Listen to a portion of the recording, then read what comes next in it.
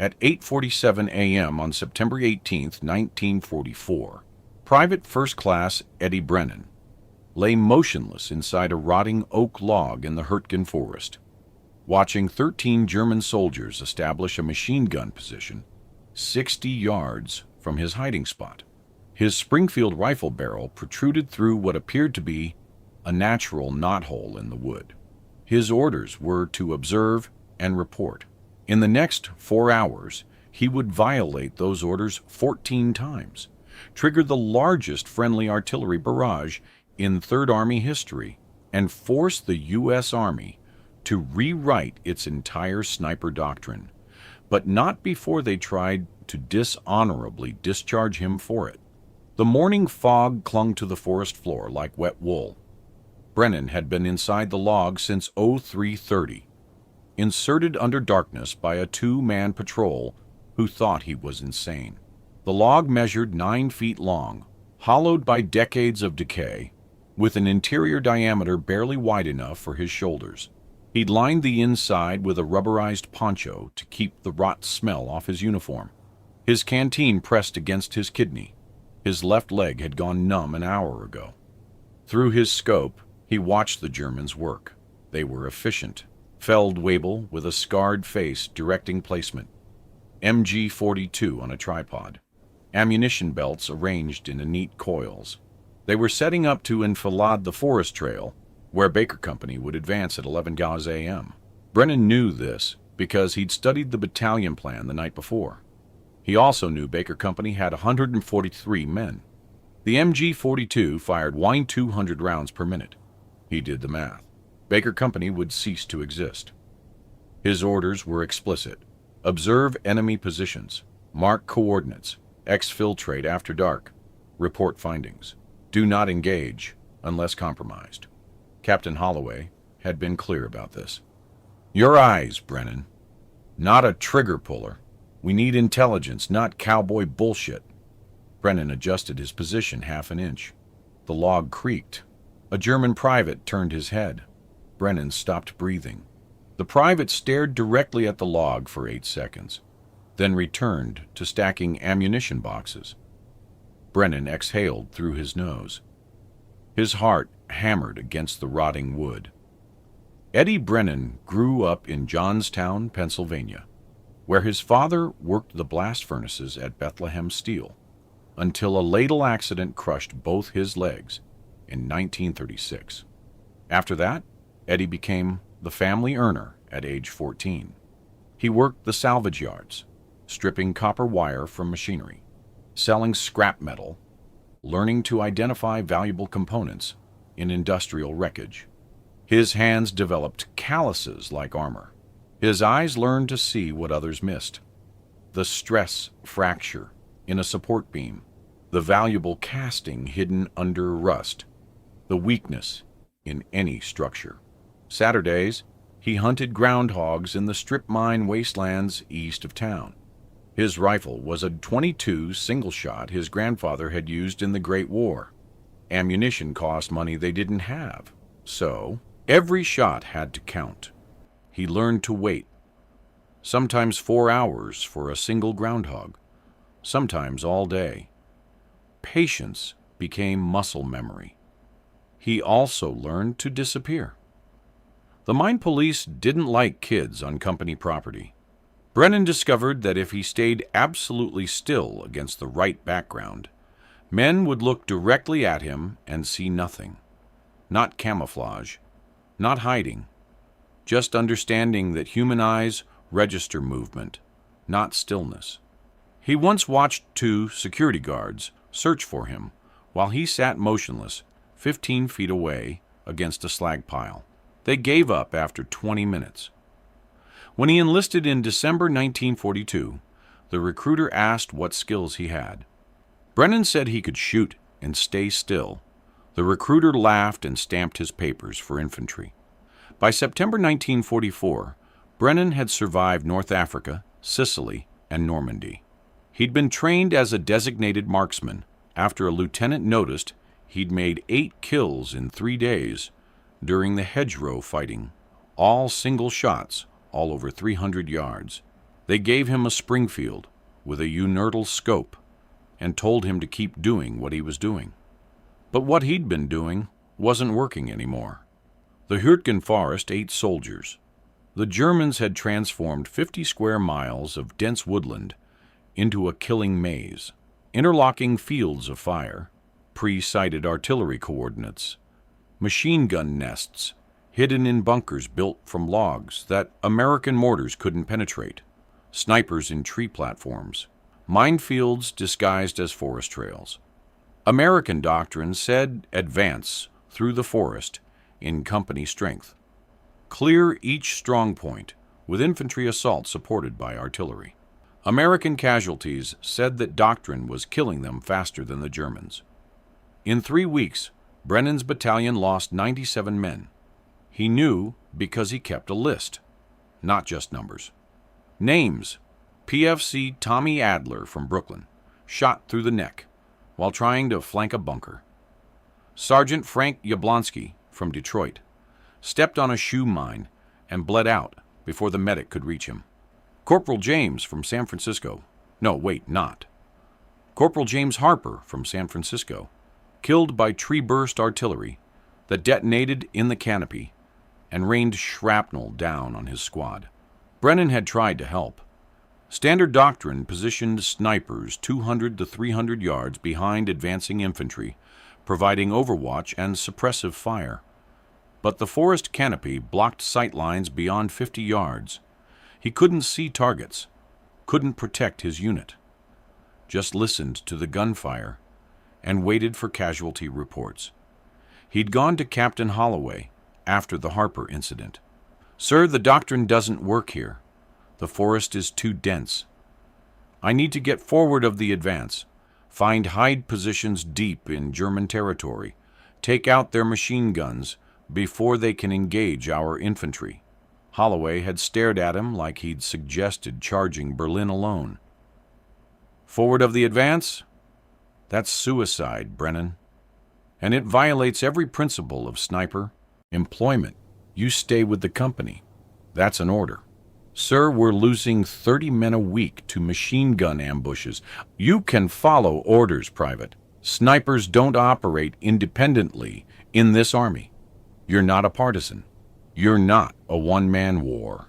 You're part of a unit, and units function through coordination and command structure." Dismissed. Brennan saluted and left. That night, he sat in his foxhole and did the math. 30 men a week. 4 weeks until they rotated out. 120 more names on his list, unless something changed. The next morning, he went to First Sergeant McKenna, a coal miner from West Virginia, who'd survived Kasserine Pass by ignoring a colonel's order to hold position.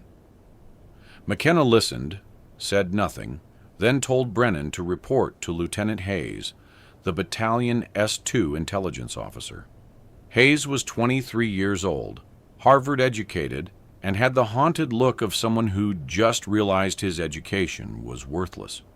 He listened to Brennan's proposal, then asked 3 questions. Can you infiltrate to position without being detected?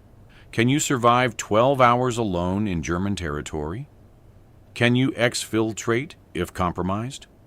Brennan said yes to all 3. He didn't mention he'd never done any of them. Hayes studied him for a long moment, then opened a map case and pointed to a sector 300 yards into German-held forest. "Baker Company advances down this trail at 1100 tomorrow. Intelligence indicates Germans have established positions along this ridge. I need locations, strength estimates, weapon types. You'll insert, observe, exfiltrate after dark. Observe only. Do not engage unless compromised. If you're captured, you are acting without orders.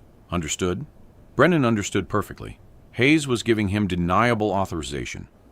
If Brennan succeeded, Hayes would claim credit. If Brennan failed, Hayes would deny knowledge. Either way, Brennan would finally be in position to do something useful. That night, he couldn't sleep. Not from fear, from planning. The forest floor was too exposed. German patrols, noise discipline impossible with dry leaves. Tree platforms were suicide. German snipers already owned the canopy. Bunkers required construction time he didn't have. He needed something that existed naturally, that Germans wouldn't investigate, that provided concealment and a firing position. He left his foxhole and walked the forest edge. Moonlight filtered through gaps in the canopy. He was looking for something specific, though he couldn't have explained what. After 30 minutes, he found it.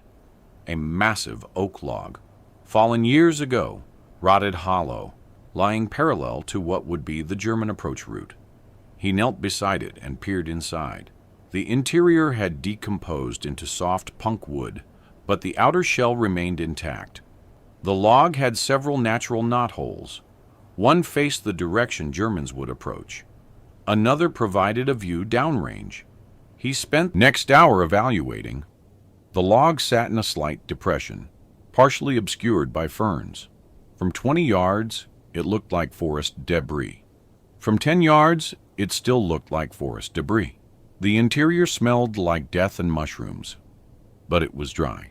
He could fit inside if he entered feet first and army crawled. The knothole was positioned at exactly the right height for a rifle barrel if he propped himself on his elbows. He returned to his foxhole and gathered his kit.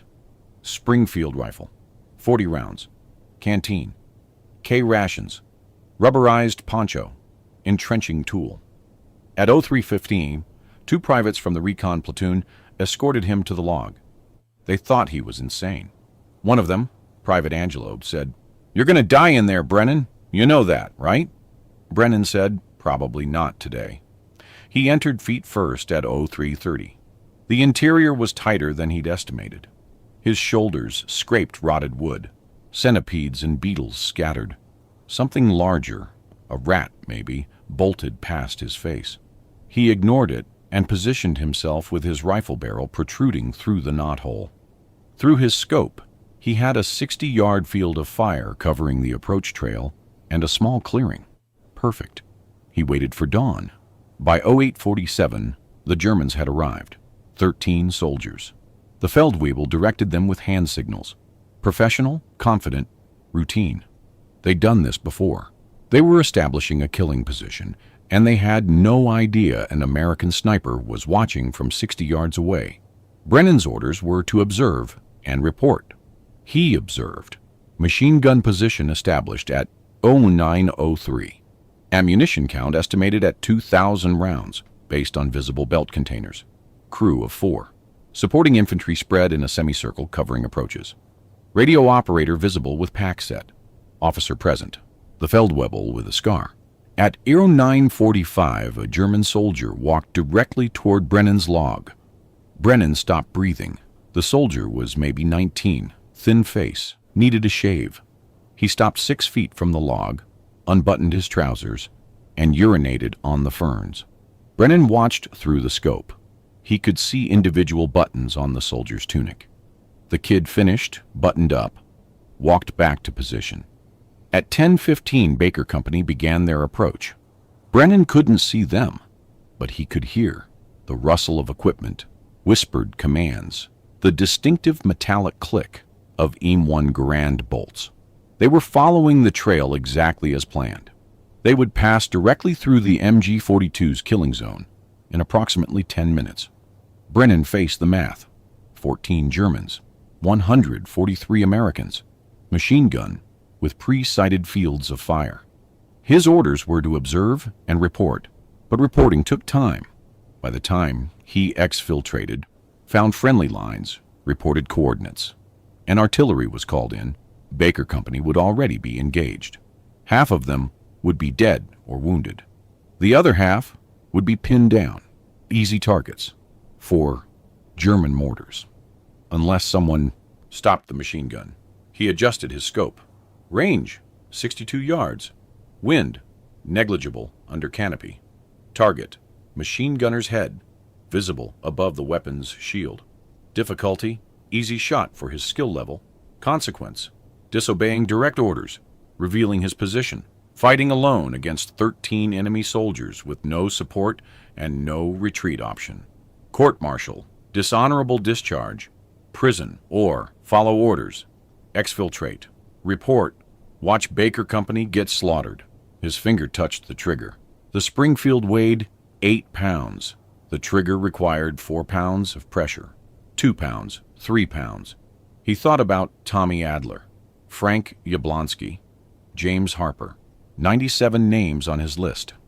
He thought about Captain Holloway saying, "Units function through coordination and command structure."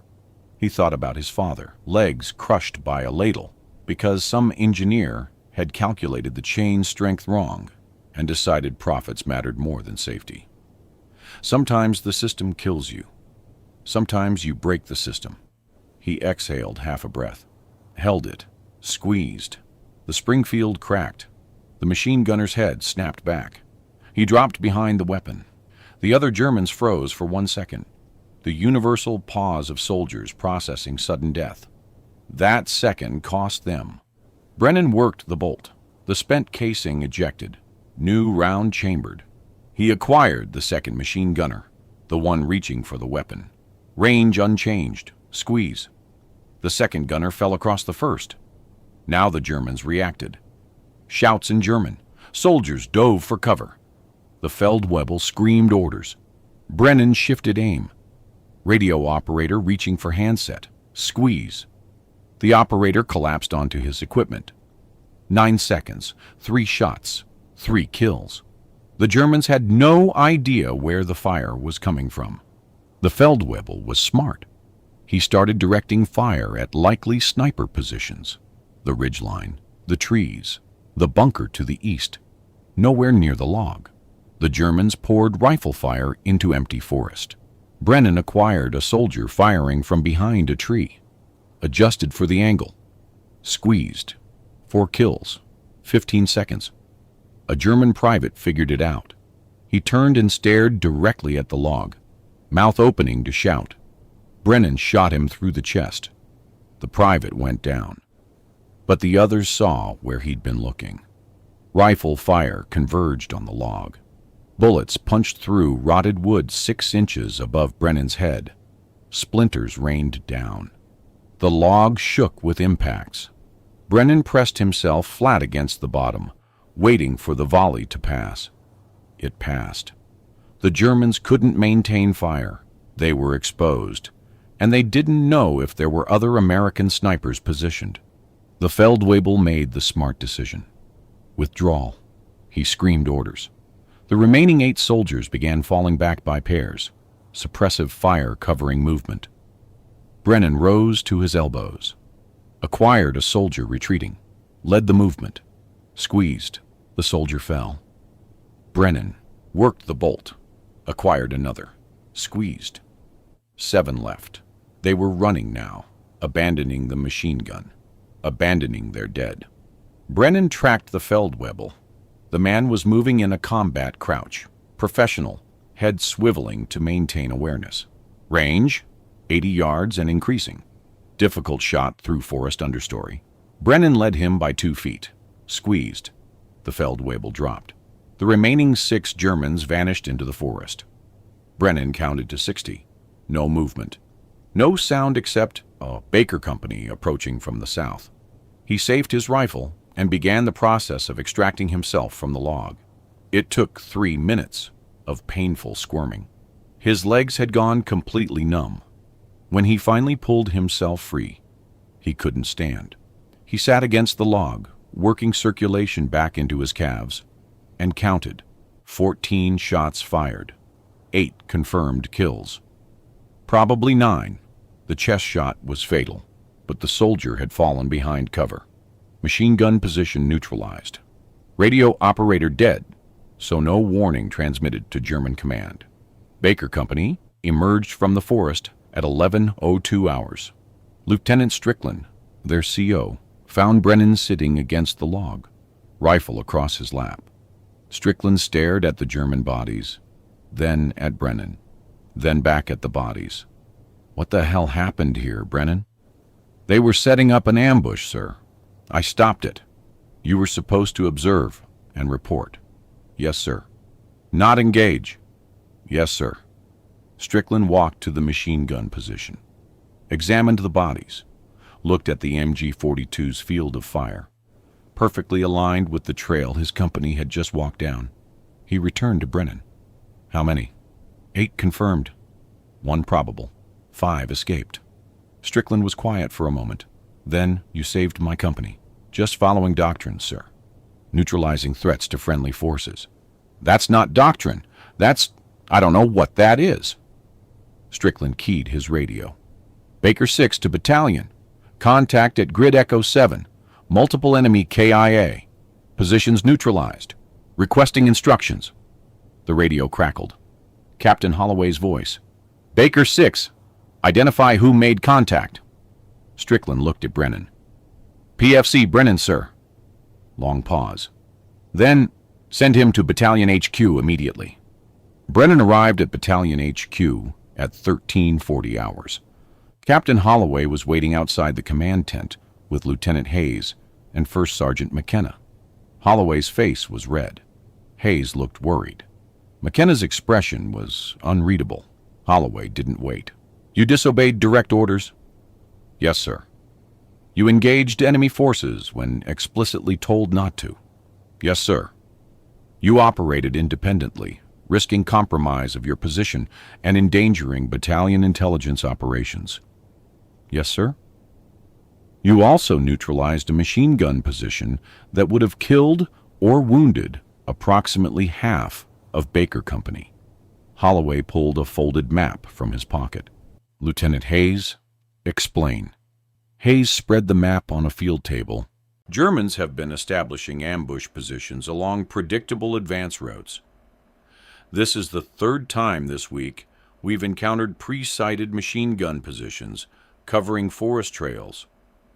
Intelligence estimates they've been responsible for 60% of our casualties in this sector." Holloway pointed at the map. "We've been trying to predict these positions based on terrain analysis and signal intelligence. We've been wrong 3 times, cost us 42 men." He looked at Brennan. "You found one." "How?" "Infiltrated forward of our lines, found a hide position, waited for them to arrive." "In a hollow log?" "Yes, sir." "For 6 hours?" "Closer to 7, sir." Holloway stared at him. "That's insane." "It worked, sir." McKenna cleared his throat. "Captain, permission to speak." "Go ahead, Sergeant." "In 3 weeks, we've lost 97 men to German ambushes. Brennan eliminated 1 ambush position and saved Baker Company. If we're court-martialing him for that, we should court-martial every officer who followed standard doctrine and got soldiers killed." Holloway's jaw tightened. "That's not how the Army works, Sergeant." "Maybe it should be, sir." Silence. Wind moved through the forest canopy. Somewhere distant, artillery rumbled. Hayes spoke carefully. "Sir, I gave Brennan authorization to infiltrate and observe. He exceeded those orders, but the result was successful. If we punish him, we're telling every soldier in this battalion that initiative gets you court-martialed." Holloway paced. "If I let this stand, every sniper in 3rd Army will think they can operate independently. We'll have chaos, no coordination, no command structure. Or," McKenna said, "we'll have soldiers who take initiative when they see American lives in danger." More silence. Holloway looked at Brennan. "You understand you should be facing a court-martial right now?" "Yes, sir." "You disobeyed direct orders?" "Yes, sir." "And you'd do it again, wouldn't you?" Brennan didn't hesitate. "If it saved American lives, yes, sir." Holloway exhaled slowly. "Get out of my sight, Brennan. Report to Lieutenant Hayes for mission planning. If you're going to be a cowboy, you're going to be a supervised cowboy." Word spread fast. By evening, every rifle company in the battalion knew. Brennan had been inside a hollow log for 7 hours and killed 8 Germans before they could ambush Baker Company. Soldiers who'd been ready to call him crazy started asking questions. Private Angelo, one of the scouts who'd escorted Brennan to the log, told his squad. The squad told their platoon. By nightfall, platoon sergeants were asking Battalion HQ if they could get sniper support using forward hide positions. Staff Sergeant Marcus Wheeler from Charlie Company found Brennan after evening chow.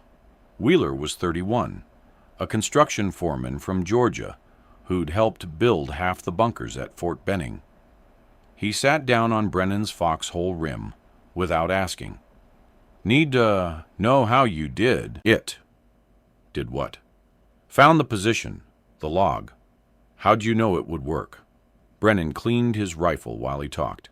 Germans set ambushes where they expect us to advance. That means trails, clearings, anywhere that channels movement. If you want to stop them, you need to get there first and wait. But you can't dig in. They'll spot fresh earth. You can't climb trees. They own the canopy. You need something that's already there. Something they'll ignore. Like a log. Like anything. Logs, rock formations, deadfall piles, burned out vehicles. Anything that's been there long enough to look natural. Wheeler nodded slowly. Charlie Company pushes east tomorrow. Germans have been hitting us from a bunker complex near Grid Delta 4. You think this would work there? Depends on terrain. Show me. They spent an hour looking at maps. Wheeler pointed out the approach route, known German positions, likely ambush sites. Brennan identified 3 potential hide positions: a collapsed barn foundation, a drainage culvert, and a cluster of boulders on the German side of the line.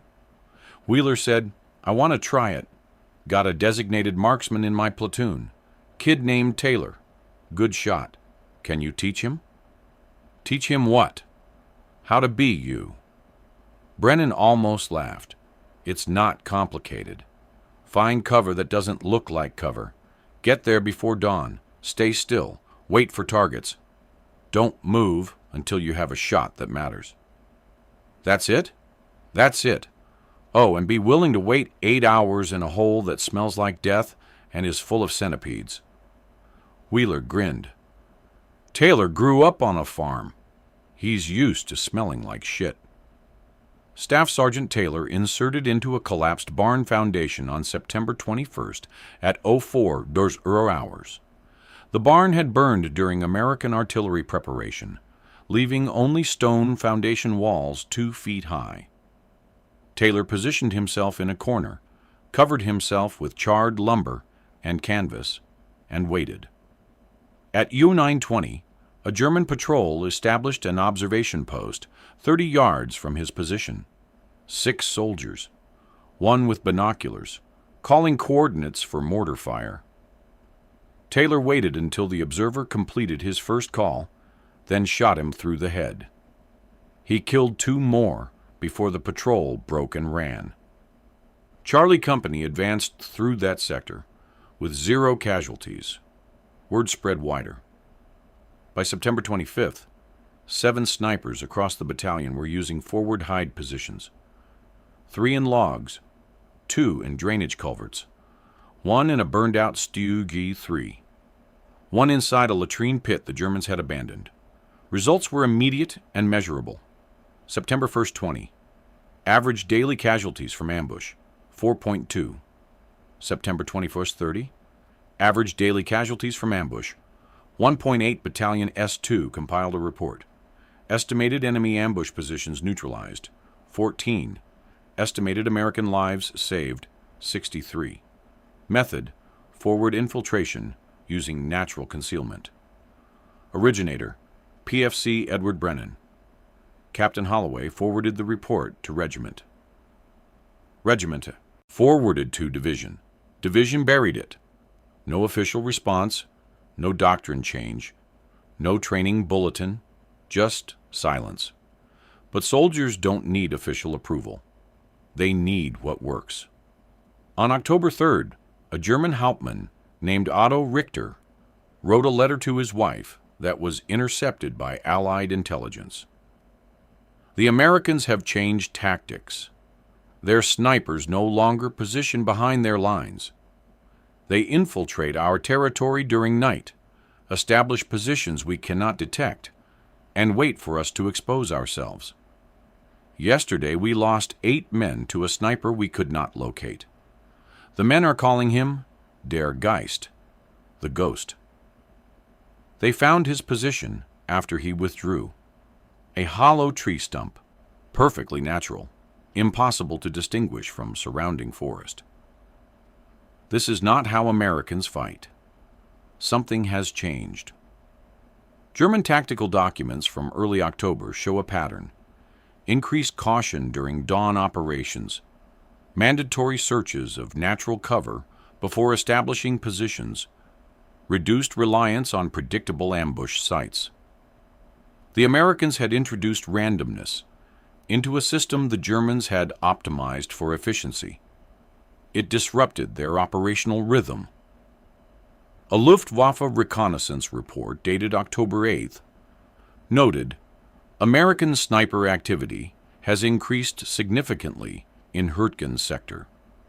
Recommend all ground forces conduct thorough area reconnaissance before establishing static positions. Enemy demonstrates willingness to infiltrate deep into our territory and remain concealed for extended periods. The Germans never figured out the hollow log. They found concealment positions after they'd been vacated, logs, culverts, foundation walls, vehicle wrecks, but they never developed a reliable method to detect them before engagement. The problem was mathematical.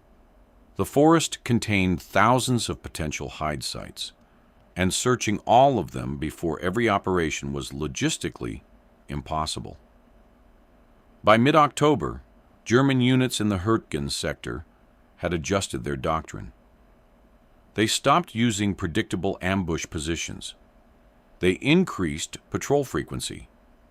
They moved more carefully, all of which meant they killed fewer Americans per engagement because they were too busy protecting themselves to maintain offensive pressure.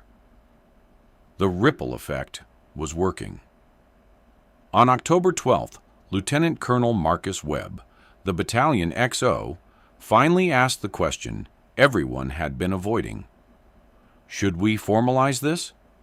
He was sitting in the command tent with Captain Holloway, Lieutenant Hayes, and First Sergeant McKenna.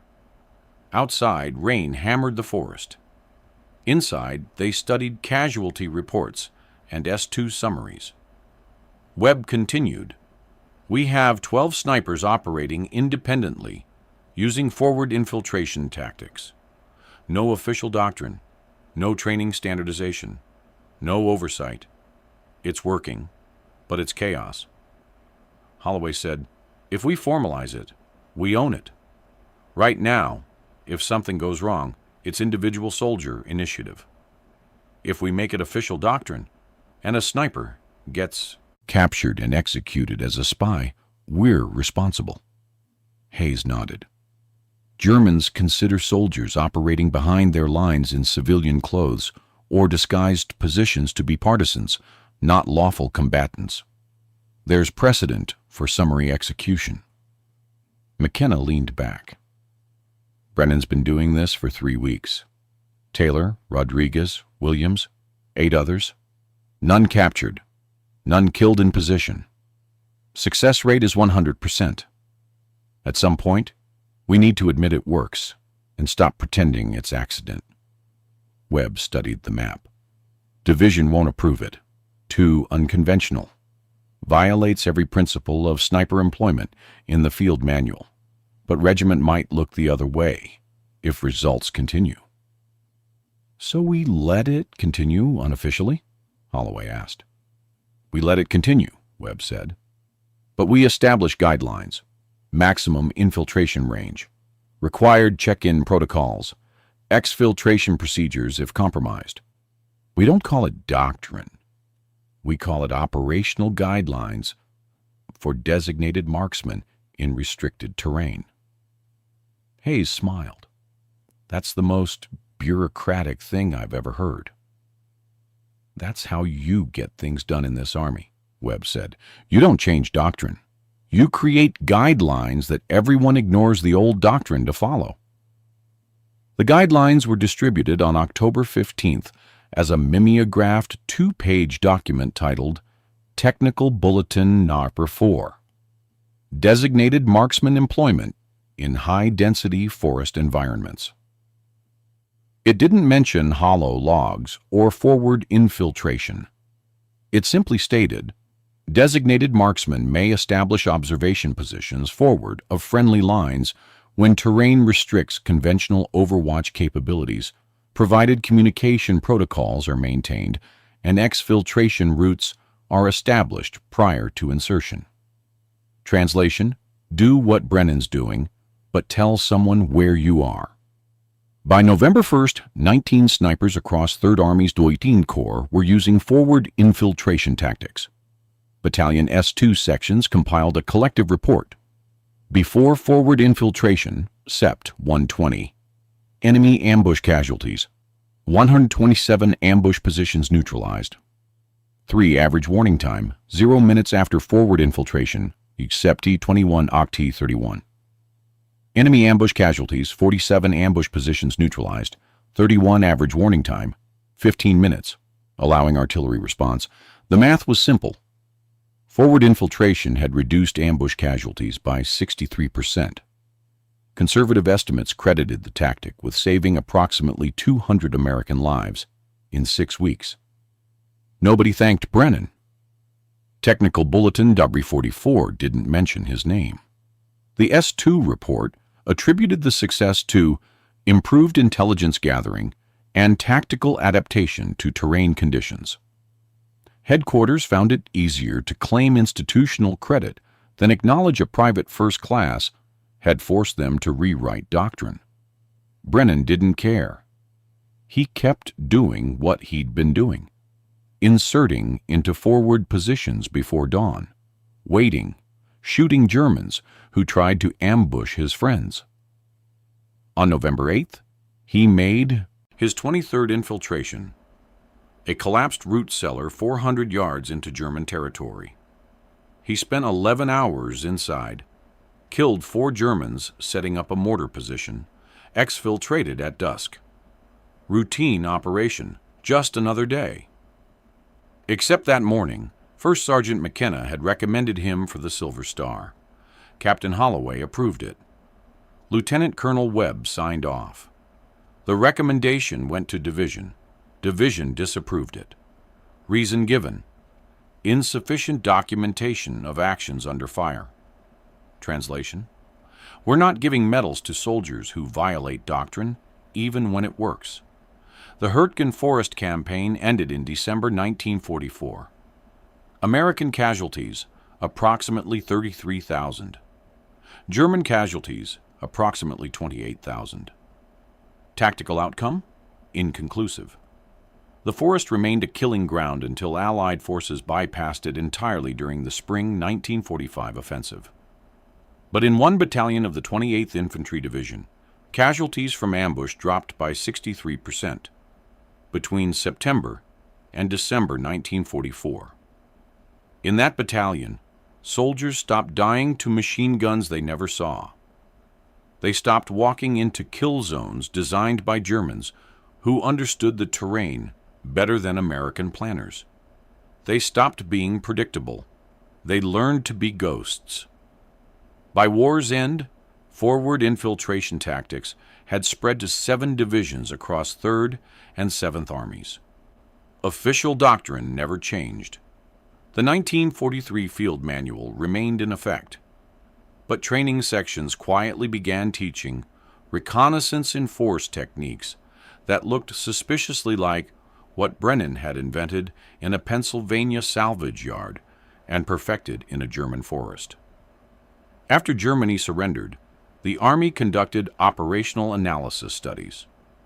One report, classified until 1954, examined sniper effectiveness in European theater operations. It noted unconventional employment of designated marksmen in forward concealment positions demonstrated significant tactical advantage in high-density terrain. Recommend further study for incorporation into post-war doctrine revision. The study didn't mention Brennan. It didn't need to. By 1954, every sniper school in the U.S. military taught forward infiltration as standard doctrine.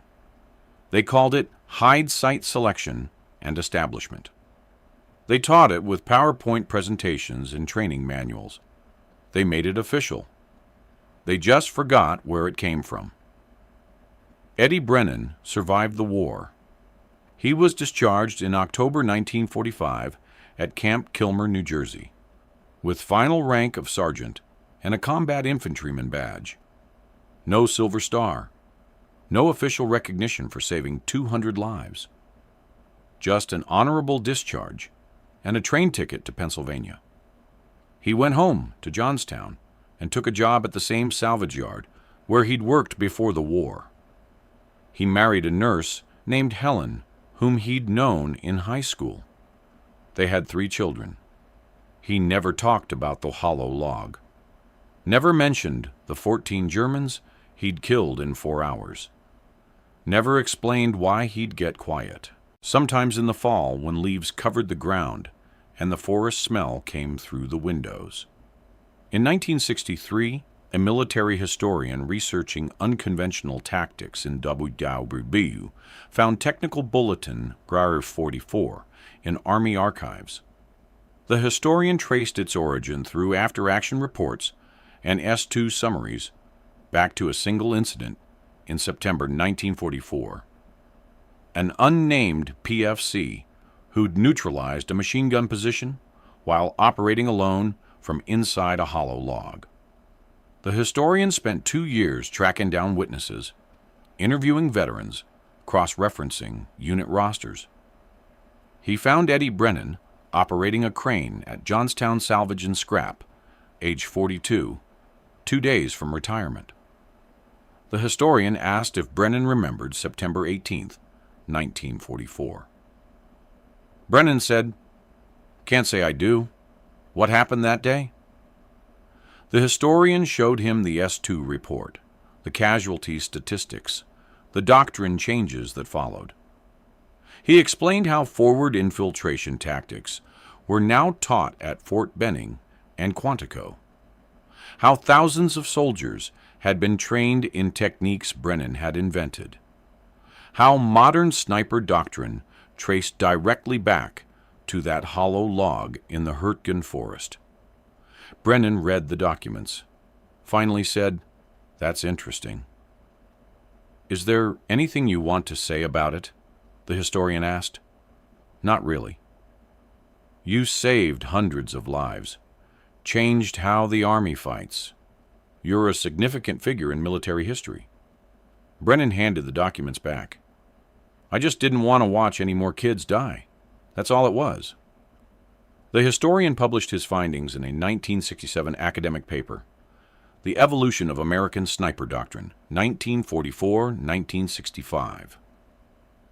The paper identified Brennan by name as the originator of forward infiltration tactics and credited him with approximately 200 lives saved through direct and indirect results of his innovation.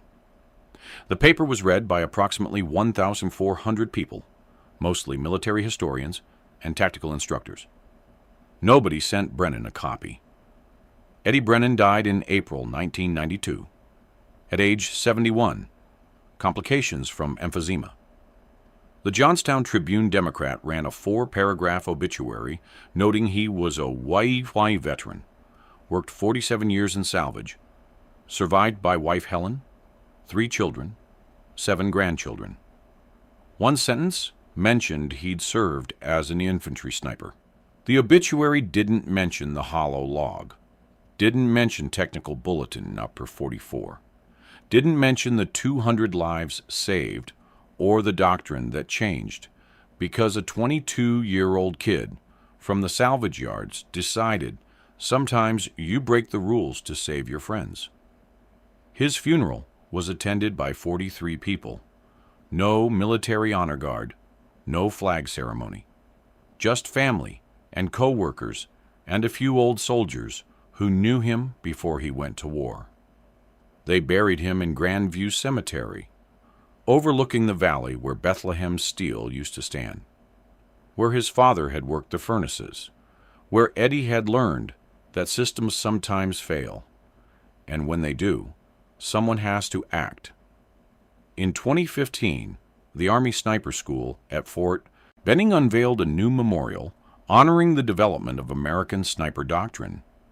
The memorial featured 7 bronze plaques describing key innovations in sniper tactics from WWI through Iraq.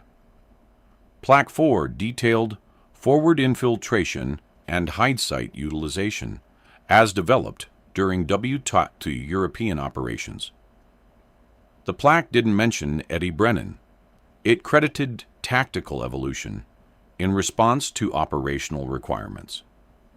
But in a small section of Arlington National Cemetery, there's a memorial wall where military historians inscribed the names of soldiers whose innovations changed warfare, but who died without recognition. Eddie Brennan's name is there, 10th row, 3rd column, between a Marine who invented jungle camouflage and a sailor who redesigned convoy escort patterns.